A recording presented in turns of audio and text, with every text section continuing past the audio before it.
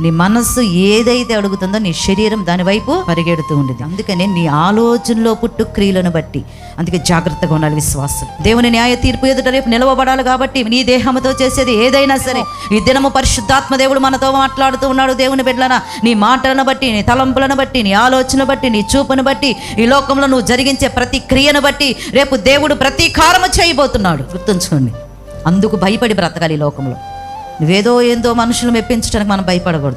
మనుషుల కోసం అసలు భక్తి చేయకూడదు. సంతోషపెట్టేవారుగా మనం ఈ లోకంలో భక్తి చేయాలి. మన మాటలు అవకాశాన్ని బట్టి మాట్లాడుతూ ఉంటాం. మనుషుల యొక్క మనస్తత్వాలు, ఉద్దేశాలను బట్టి మాట్లాడుతూ ఉంటాం. ఏదైనా గద్దించాలి, శిక్షించాలి, బుద్ధి చెప్పాలి. కానీ హృదయంలో బాధ పెట్టుకుంటూ, వేదన పెట్టుకుంటూ ఉండి హృదయం దాన్ని బాధతో నింపుకోకూడదు. ఏమన్నా ఉంటే, పెద్దదానిగా నువ్వు ఉంటే, చిన్నవాడిగా నీవు ఉంటే, నీకేదన్నా తప్పు అనిపిస్తే ఒక వ్యక్తి మీద మనకు బాధ అనిపిస్తే ఆ వ్యక్తి దగ్గరికి వెళ్ళి దాన్ని ఏం చేయాలంటే శిక్షించాలి. గద్దించ తప్పమ్మది మనకన్నారు. ఎందుకంటే రేపు క్రీస్తు న్యాయ పీఠం ఎదుట నిలవబడాలి మనము.